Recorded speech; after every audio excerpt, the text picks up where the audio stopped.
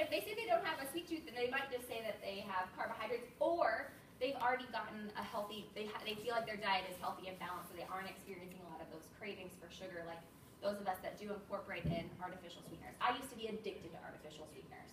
And they are addicting because they're thousands of times sweeter than sugar.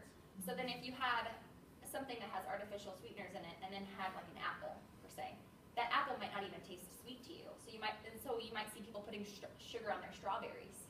And so that's where we don't want to get to with artificial sweeteners. I would say if you're having one a day or one every other day, are you putting yourself at risk for a certain disease? No, but I think you'd be putting yourself in a position where you'd be more likely to eat more or crave sweets more and want to eat more sugar as a result.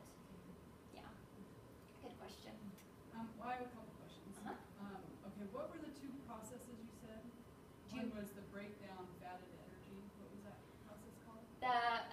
So the catabolic. So there's catabolic processes and then anabolic. Anabolic is a growth process. So for somebody who's trying to gain muscle, they want to have a lot of anabolic processes going on. They want to be able to build muscle. Whereas if you're trying to break it, it's hard. It's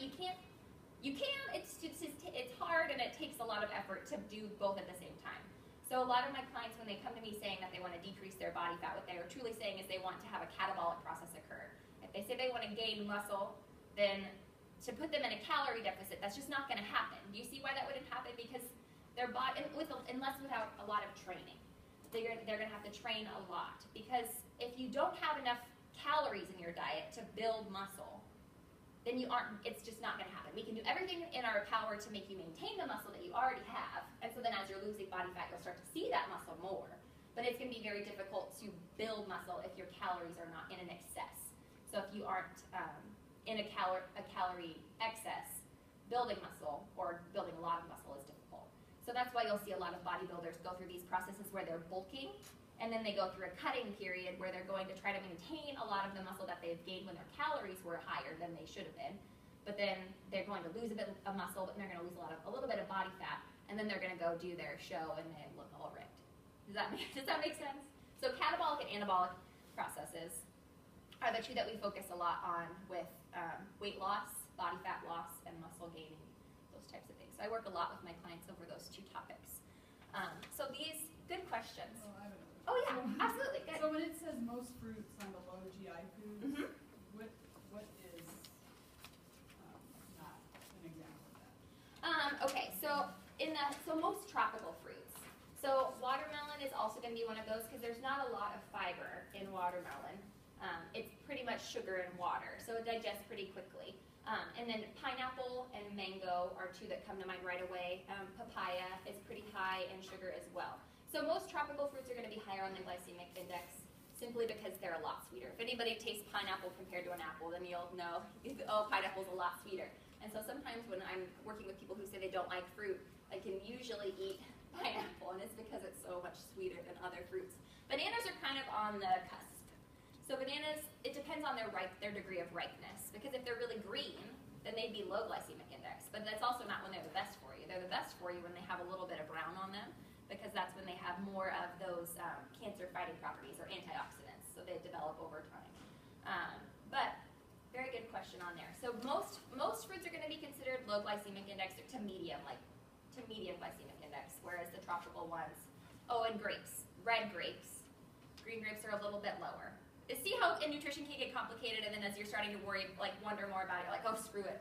Let's go to Raising Cane's instead, because it can get very complicated. It can get very complicated, but the main goal for me as a nutritionist is to get people to choose less processed foods. And that's the first step, is start thinking about how much added sugar am I consuming a day, not including fruit, and how many items that I'm eating are really, really processed, and how can I start to consume less of these. So when you're thinking about nutrition or just starting your journey to be healthier, live longer, reduce my risk for disease, try not to get into these super complicated discussions, but this is just strictly so you guys know more about the topic. But in terms of what your goal setting, you just want to start small. So you just want to pick one habit that you're doing. Like say maybe you go through Dunkin' Donuts every morning and get a coffee and a donut for breakfast. We'll just start there. Start with a breakfast makeover and try to do more where you're making breakfast at home. And then as you build on that, you address bigger and other behaviors. You see where so you just want to make sure you're doing one step at a time. Because if you try to do too many things at once, if you jump into an Atkins program and you're changing everything about your routine, it's so hard to sustain that because it took you a really long time to get those bad behaviors, to build up those bad behaviors. So bringing in good habits is going to take just as long. So we need to make sure we're approaching it in a more realistic, simplistic way. Oligosaccharides are a little bit bigger than disaccharides, but they're a little bit smaller than a polysaccharide. So oligosaccharides are found in like garlic and onions and things like that. So they're a little bit harder to break down. They can also cause some digestive issues. If you've ever had beans, it's going to have this raffinose carbohydrate in it, and that is what causes some digestive distress there if you're sensitive to it or if you just don't eat them enough. Your body gets better at digesting them as you do. And same goes for garlic and onions unless you have a fructose malabsorption. And so then if you can't digest fructose, you'll really have to be careful to avoid garlic and honey. So if you're experiencing digestive distress, working with a gastroenterologist, they'd help you to identify which types of things you're not able to digest well. But because they're harder to digest, they do develop a lower glycemic index because the glycemic index is measuring, okay, well, how quickly is this going to get digested and absorbed? And then the good stuff are polysaccharides or complex carbohydrates. These are what we're going to find in fruits and vegetables, in collagen, certain proteins. Chitin is what makes the like bug. It's not a fun thing to talk about, but like the bug skin, that really hard shell, that's made up of chitin. And then glycogen, this structure over here, we love glycogen because glycogen is what keeps us energized throughout the day. Low carbohydrate diets get rid of that. And so, especially if you're following a very strict low carb diet, which some programs, Atkins, your first phase, you're around, it depends on who you're working with, but 20 to 30 grams of carbohydrates a day. That's a banana and no other form of carbohydrate. So that first phase, you're dropping weight like crazy, but it's not sustainable. So then that's when you move into another phase and you see the weight loss move slower, and then you see frustration creep in. So you're already creating a program that has failure built into it because you see these awesome results right away, and then it slows down and you're like, well, what the heck? It's not working anymore.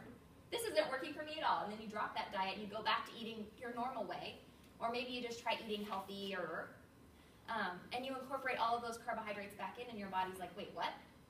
I guess we're getting carbs now, so let's store them because we don't have any. We're totally depleted.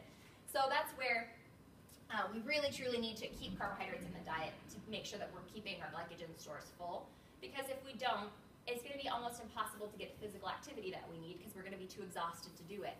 Many programs, has anybody heard of the HCG diet? That's 500 calories or less a day. That's not a good program at all, but they say no exercise at all. They tell you you cannot exercise. And a program that, one, tells you no more fruit, and a program that says no more exercise, those are two big red flags that we should say, that's probably not the best thing for me. That's not going to make me healthy. But the thing is, when we think about getting healthy, we immediately tie weight loss into it. And I truly believe that weight loss is a side effect of all of the behaviors that we have surrounding our stress habits, our sleep habits, our eating habits, and our exercise routine. So overall, we don't want to eliminate carbohydrates. And then we're going to get into, what has complex carbohydrates? My favorite complex carbohydrates that I list in this packet are things like quinoa or 100% whole wheat breads. That's a really easy swap. Same goes for whole wheat pastas, easy swap. And then you just want to watch the amount because it's so easy to overconsume those things. Squash, this is a great time for squash. Butternut squash, my favorite now is kabocha squash. Has anybody ever tried that? It looks like a pumpkin. The next time, they're at Trader Joe's right now. The next time anybody goes to Trader Joe's, get a kabocha squash because they're so good. They taste like a combination between pumpkin and butternut squash. So these are all really great sources of carbohydrates. Fruits. And the funny thing is, so many people say they're going on a low-carb diet, and then they eat things like broccoli and carrots and other things, and I'm like, well, you guys know those have carbs, right? Those have carbs too. And then it's just so much confusion, right back back to, is butter a carb? And don't you think that they're confusing the simple and the complex? They when are. They just say carb. Yep. They're really thinking that right Mhm. side, and they're Yes. not really thinking Yes. the left side. And so that causes a lot of confusion for us all, because if you are friends with somebody who's seeing a lot of success on a low-carb diet, you're thinking, oh, wow, like there is merit to that. This is awesome. But the chances are, if they see long-term success, it's not because they went on a low-carb diet. It's because they stopped eating a lot of processed foods, a lot of things that have too much sugar, a lot of the things that are keeping them consistently producing insulin and having their insulin levels at a very high level all the time. So with that, that also goes into fried foods. So things like chips, things like French fries, anything that's fried at all, it just puts your body in a state, well, one, it's very high in calories, so your body's going to have to do something with those calories if you're not using them. So if you're in a caloric excess, that's a no-brainer. Your body's going to store the extra calories as body fat. But if you are dieting and you're doing a low-carb diet, but you're doing it in all of the wrong ways, it can still be harmful in terms of your results. It won't produce the results that you desire. So essentially, some more whole grains too that you might not think about would be lentils. Lentils and beans are all really good ones too to incorporate. And those things are so much more fulfilling and so much more satiating than the chips, than the cupcake. Because I could eat a cupcake and then be hungry 30 minutes later. Because it digests quickly, it doesn't fill you up. It immediately makes the brain think, ooh, there's energy in there. I want more, I want more, because sugar is addicting. So with those products, it's a totally different reaction in the body. It's a totally different reaction in your brain than when you consume foods like oatmeal. If you eat oatmeal in the morning, you're full for quite some time. But if you eat Frosted Flakes in the morning, you're not full for very long. My dad could eat an entire box of Frosted Flakes and not even blink an eye. And it's because they're not filling. It's because as you're eating it, it's being digested. It doesn't sit in the stomach for very long at all. So things that have complex carbohydrates are going to have a lot more fiber, and we talked about that too, but that fiber is going to slow down the digestion, it's going to slow down the absorption, and it's going to prevent a more slowly absorbed food, which stays in the stomach longer. They also have protein in them, and both protein and fat take longer to digest than carbohydrates. So if you're consuming something like a black bean, or a serving of black beans, yes, you're getting carbohydrates, but you're also getting quite a bit of fiber, quite a bit of vitamins and minerals, and then quite a bit of, what did I say? Did I say protein yet? Protein, fiber, and vitamins and minerals. So those things all are going to slow down the absorption of the food, giving you a more satiating or full feeling, which is so important, whether you're trying to lose weight or just be healthy. Nobody wants to start a program and be hungry. If you start a program and you're just hungry all the time, how likely are you to stay on in the program? Not for very long. Because if we're hungry all the time, we can't get anything done. If I sit at my desk and I'm hungry, the only thing I can think about is, man, is it my snack time yet? I can't think about anything else until I get my snack. So diets that aren't very satiating or that incorporate a lot of those, we've all seen them, those low-carb bars. Even things that you'll see in gyms, like protein bars. They're low-carb because they put artificial sweeteners in them, and then it makes you inherently think that it's better for you or that carbs are bad.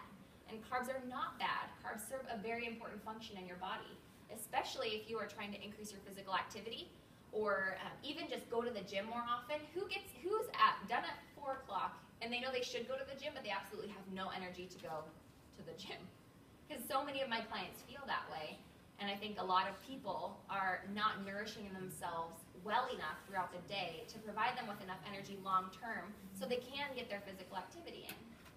So it's really, really important to nourish our bodies, because otherwise we don't have the energy to get things done at work. We don't have the energy to get things done at home. I had a client yesterday who said that she was leaving for San Diego today, but she had not packed at all. She hadn't packed because she was too tired. She got home at 6 o'clock and she was too tired.